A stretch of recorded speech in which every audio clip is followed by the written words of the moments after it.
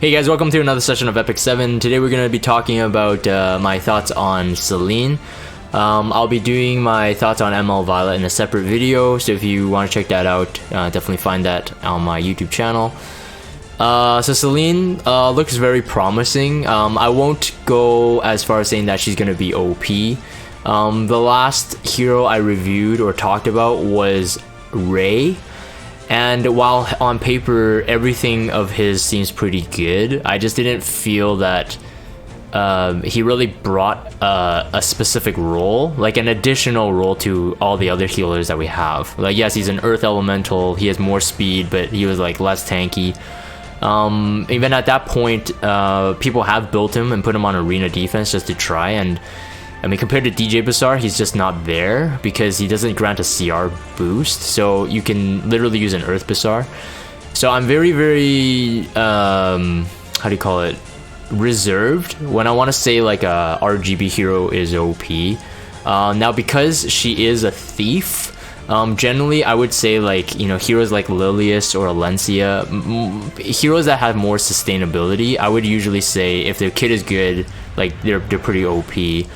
We've seen the Lilius and Alencia right now like really dominating in a lot of areas in terms of like PvP. So RTA, even Guild War, offense, defense, you name it, and even in arena, of course.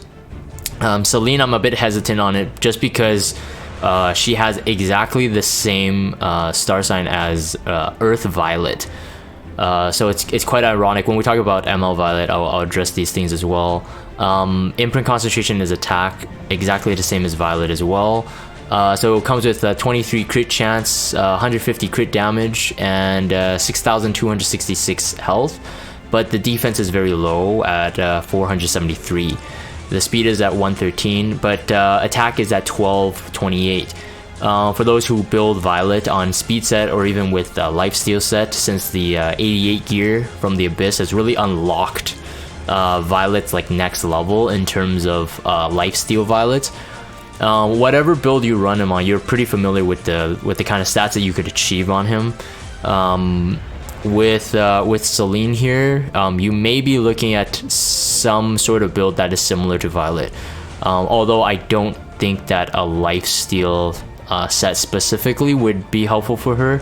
I do think that she is going to be quite an interesting hero to have, especially if you're a heavy RTA player. She will. I'll say this as well in the ML Violet video, but they share something what I think is some people are saying that evasion meta. Evasion meta has always been there. It's always been a level of RNG people hate dealing with, a la a cart. But now with two thieves being introduced on the same day, both being really evade a lot of evasion, and they counter you and punish you for hitting them or doing something specifically, I feel that this is kind of carving a way to counter cleave in RTA, or at least another way to counter cleave. Bruisering was one way already. So very solid stats to begin with. Skill 2 was the first one to be introduced. It is a passive skill. Attacks a random enemy with blink. When an enemy uses a non-attack skill, can be activated once every 2 turns. Blink's description is that cuts the enemy in a blink of an eye. There's just a lot of using blinks there. When the enemy is not an elite boss or monster, damage sharing effect is ignored.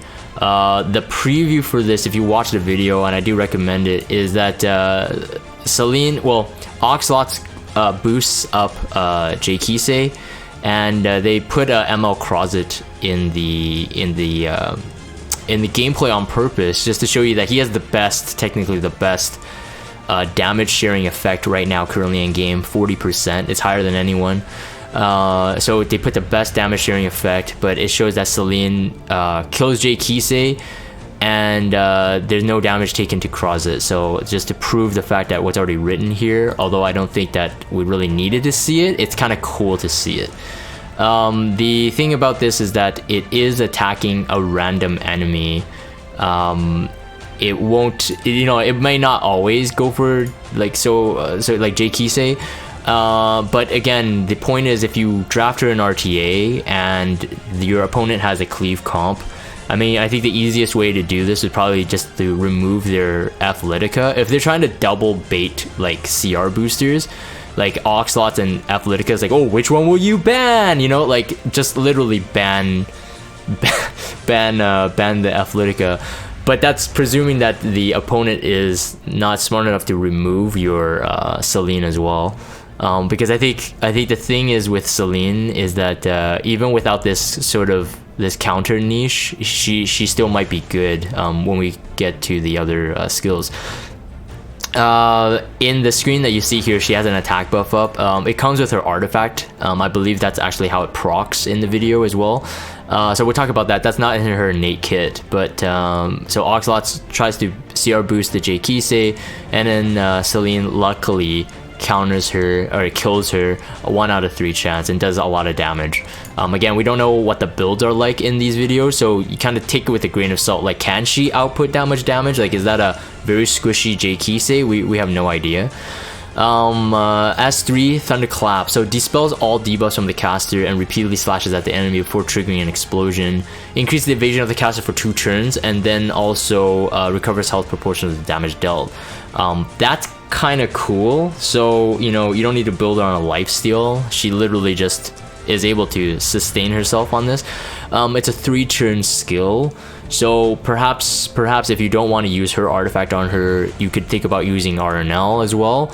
Although the RNL would not really benefit from resetting this skill itself. It's only activated once every 2 turns. I don't think it has a cooldown innate. It's based on how many times you actually get a turn, so it's totally different. This though, the evasion, the coming after the fact, yeah, it helps her survive, but I feel this is where her kit kind of breaks a little bit for me in terms of like comparing to ML Violet, which again I'll cover in that video. But ML Violet's evasion directly, how do you say it? Directly actually makes him better. So every time he actually evades, it's not just to keep him alive, but it actually has a decent threat coming if he successfully evades. Whereas for herself, I mean, yeah, you get the evasion, that's great. Unless her S1 does like insane amount of damage. I don't know about keeping her alive. Like, is it really threatening? We'll have to see. Because the damage mods are not out at this point of the recording. There's only a 30% raw damage from the Mola there, and increases the damage dealt when soul burned. It is 10 soul burn, so it probably will do quite a bit of damage. I'm not saying that this skill in and of itself is actually really good, dispelling all the debuffs. But of course, if you're provoked, if you're silenced, if you're sleeping, if you're stunned, like those debuffs, they don't really help. So like the only ones you will really cleanse are like the unhealable, like the attack down or something like that. So I would say like attack down, maybe defense breaks, like those kinds would be beneficial, of course, if she's trying to kill someone with the S3. But I feel like her S3 is missing something, like on the kill to have this effect. But it's we'll have to see the damage mod basically. But it's a single target nuking damage, so I expect this to be pretty high. Otherwise, all she has is the S2, I would say. So this is part of her S3 animation, and if you haven't watched the video, I'm gonna push you and recommend you to watch it. The animation is very, very nice, and what I'm realizing about the heroes released from Epic 7, especially compared to like a year or 2 ago, that the S3 animations are now like more and more advanced. Like they cut in and out more often with like this kind of hand-drawn animation into the in-game sprite, and then go back and forth. It's really cool. And her animations, all of her animations are really cool too. She uses her katana and the sheath of the katana to attack, so it makes it look like she's slicing a ton. I went frame by frame to capture those, so I saw the animation is really cool. And the S1 doesn't do any debuffs, which is I would say is pretty crucial, unless again this skill is insanely strong. We have a 30% raw damage again, nothing super out of the ordinary, but critical hit will result in increased damage. That kind of speaks on Corinne, and I think rightfully so, since she is Corinne's aunt, lore-wise. But again, like I don't know, like so outside of like that counter and perhaps killing off a cleave hero, I don't think she has a long sort of gameplay. So in terms of like her stats, yeah, I'll talk about this first. In terms of her stats being like kind of tanky, like would you build her like a Violet? I probably wouldn't.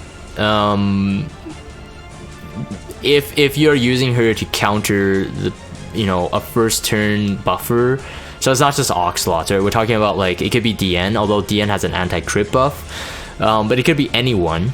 Outside of those kind of fights and into a squishier fight, she really doesn't sustain well. Her turn rotation is a bit too slow, and she doesn't do any debuffs to help prevent herself from dying. Yeah, she gets the evasion buff, but that can still be dispelled, especially if a mage has Isle of Violin, since you can still proc the artifact effects even on a miss. So I feel that she is not as she probably would be like a niche pick, especially again doing in RTA. She might be pretty cool in some PvP fights, but I don't see her used everywhere. In terms of, if you're watching this video and you're wondering if she's worth to summon, she's a cool DPS, and again, we still have to see her damage mods. And the devs can buff her in the future, so if you have some spares, I guess you should pull for her. But because it is summertime, and we know that SSB last year, I mean, she survived she's been meta for an entire year. So if she returns, and I'm pretty sure she will, if she returns this summer and there's another limited hero accompanying her, I think you should be skipping her. She's cool, but I think, again, limited uses. Artifact though, secret art, so Swordstorm, the max enhanced version, 100% chance to grant increased attack to the caster for 1 turn. When an enemy uses a non-attack skill, can only be activated once per turn. So again, this artifact, while seemingly in the video, it showcases really well, because when Oxalots pumped up that Judge Kisei in terms of the CR boost, both Violet and herself in that screen, they both have the artifact and both of them procced. So yeah, that's kind of cool. But again, it can only use, it's only 1 turn attack buff. I think like Moonlight Dreamblade might be pretty good too, but of course it's retaliatory in terms of like, this is preemptive. So if they do something, you know, with a non-attack skill, then it's granted. So you might ensure your kill with her S2. I don't think this artifact is a must pull, but again, you know how Smilegate does it. You know, it could be kind of like whatever, and then they buff it. So, but it's not a limited artifact, so got to keep that in mind as well. So I think yeah, overall, kind of cool. I like how she is sitting with Corinne at the end of the video. Throughout the entire thing, like her idle animation, her sitting animation in the lobby, she always looks like this kind of like tired and lazy, cranky aunt, or aunt, depends on where you live. But then when she slices in their animation, it kind of shows that she's kind of like the drunken master kind of style. Like, she doesn't really care, she does not trying to prove herself, but then, you know, she's just really good and talented. I could have sworn though, like I could have sworn that when we first saw her, this was like, I think back in the SSB side story. I don't know, actually, the people on the stream, can you correct me if I'm wrong? When we first saw her, I swore that her character design, she was holding some kind of spear and not a katana. I swore they changed it. Like, it's this one, and I swore it was a spear, unless the katana hilt was being cut off. But anyways, I could be totally wrong. I mean, it makes more sense that she has a katana, but I swore she was holding a spear. Anyway, so my thoughts on Celine, that you know, she's cool, she's new, earth elemental, maybe cool to counter some of the heavy ice heroes right now, but I don't know if you should be pulling for her. So I myself, I think I'm going to be skipping her, like I skipped Ray. On paper, they can do their jobs well, but the problem is, like, you know, will you take them into multiple fights? And my my conclusion is probably not, at least not in any way I can think of. So yeah, anyways, I'm gonna end this for the video recording. If you guys have Discord, check out the Discord server, follow me on Twitter, subscribe to YouTube if you haven't. As always, thank you guys for watching, and I'll see you guys next time.